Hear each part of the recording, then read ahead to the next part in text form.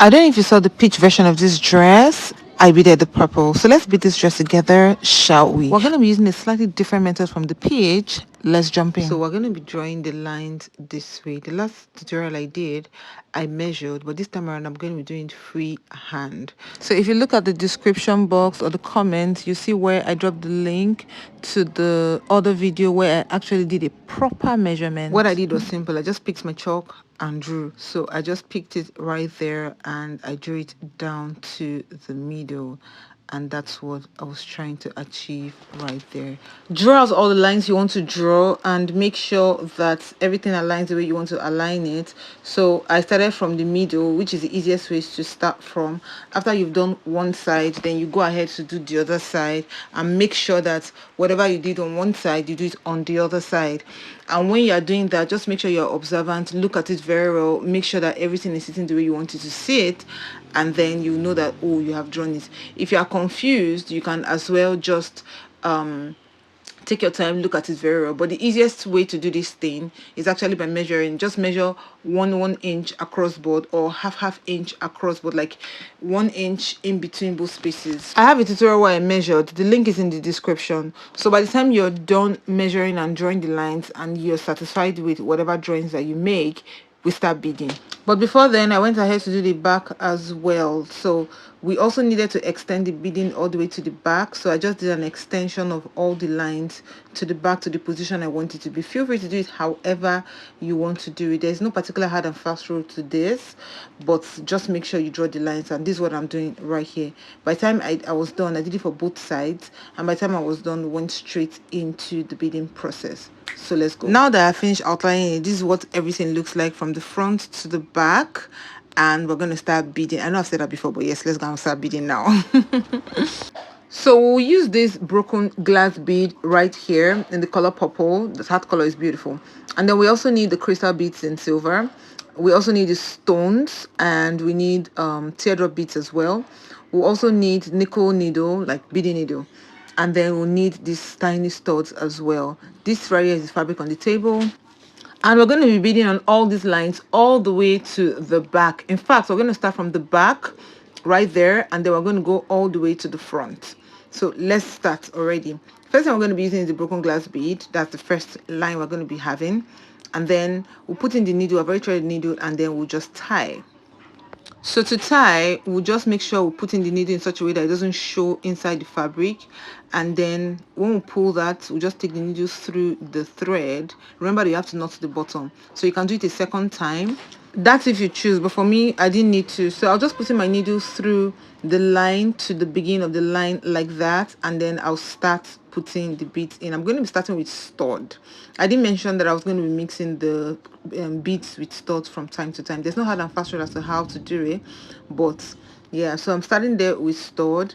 And now I fixed the stud, I'm going to go ahead to fix the crystals. Oh, sorry, just crystal I started with. Pardon me. So I'll just put in the 4 crystals, put the needle in backwards where I'm coming from, and then put the thread or the needle through the last 2 crystals and just bring it out like that.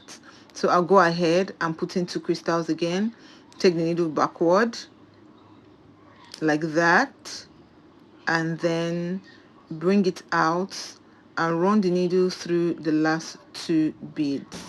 So we'll do that again and put studs into it from time to time.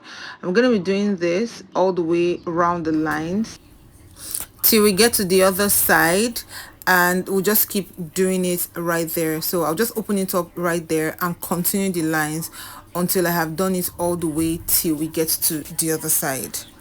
Now I've finished the back, I've turned it in front, and I'm going to be using the same method to do it all the way. Put the needle in front, bring it out in middle, and keep doing that till I get to the end of the line. I'm going to be using only that crystal. I'm using size 4 crystal, by the way, so you can choose to use any size you want, but I'm using size 4, and I'm also using it in the cone shape. So if you go to the market and ask them, they'll tell you, oh, size 4, which of size 4, is it cone or is it the round? So it's up to you. Anyone you use would be perfectly fine. There's no special, okay, for different purposes, but for this case I used the cone, but if you use the round one, it really doesn't matter. Now I have finished that line. I did the same thing for the purple. So I've done the purple to this point, and I'm putting the stud right there. So when you get to the point where you have the stud, you have to take it back and fasten just the stud. As you can see what I just did right there, I put my needle through the back in and then brought it out through this just the stud, and then I'll continue by fixing the purple broken bead. So I'll just put it inside. So use the same method that we use for the crystal for the broken bead as well. So we'll do that other line, and then we'll get the crystal and do another line. We'll get another broken, do another line. So that's what we're going to be doing. So this right here is the crystal line right there, that's the stud, and this right here is the stud as well. And then we're going to do that and put stud as well. So the next thing we're going to be having there is the broken bead, and all the way to the top, and that's how we're going to fill out the whole area. Now this is how far we have come. So as you can see, we're just seeing one line to the studs here and there, and that's about it. We're doing it all the way from the left to the right. So by the time we're done, this right here is what it looked like. However, we're not done. We also need to fix fringes on the neckline as well. Let's get to it. So this right here is the portion we're going to be attaching the fringes to, all the way around through to the top right there, all the way to the back. And let's go ahead and fix the fringes right now. So we'll just pick the needle and tie it right there. Make sure you tie it at the back. So I'll just put my needle in like that. I'll put the needle through the thread and tie it that way. That's how to tie. If you want to do it a second time, I'll just tie it that way, put the needle into the thread and just tie it like that, and then bring out the needle somewhere in front, the position where we want the fringe to be, and then we start fixing the fringe. So I'm going to be picking 4 crystals. After the 4 crystals, I'll go ahead and pick 1 teardrop, and then I'll pick 1 sand bead. So I'm putting a teardrop there. That's a size 10 teardrop, and then I'll go ahead and put 1 sand bead. After that, I'll just push it all the way to the top. I'll push the sand bead downward, and then I'm going to put my needle through the teardrop and all the other crystal beads all the way to the top right there, and then I'll put my needle where I attached it from, and I'll just tie it right there the same way we tied it the first time. So that's about it. I'll go ahead and bring out my needle on the position where the next fringe is going to be. Take another 4 crystals, take 1 teardrop and 1 sand bead as usual. Repeat the same process. Bring down the sand bead and put your needle through all the other beads, and by the time we're done, I went ahead to fix stones on the chest area right there. So I'm going to be tying as usual. Just put the needle through this way and bring it out, and then we'll start attaching this stone. So this right here is the stone we're going to be needing right here, and we'll just put this through.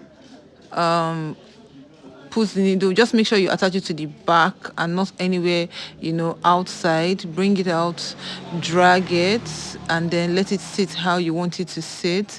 And then I'll go ahead to put my needle through the second hole, bring it out on the other side. Please fix it on both holes. Put the needle out like that, bring it out again, take it through the hole down to the other side, bring it out again. Just keep doing that until you feel like it's tight enough, but just for clarity's sake, you can do it 4 times each. So I did that other back about 4 times already. Then I'll go ahead and do the front under like twice or 4 times if I choose to, and then you're sure that everything has stayed secure. So I'm going to do the front side. I did the front side the first time, remember? So this one is the second one. I'll just put it in like that, bring it out on the other side, put it in again, and tie. Just keep doing that until you're satisfied. At this point, I think I'm okay. Anything I do extra is just over sabi. So I'll just go ahead and tie it right there and make sure it stays put. Turn the needle round the thread severally and just pull. So make sure the knot stays inside.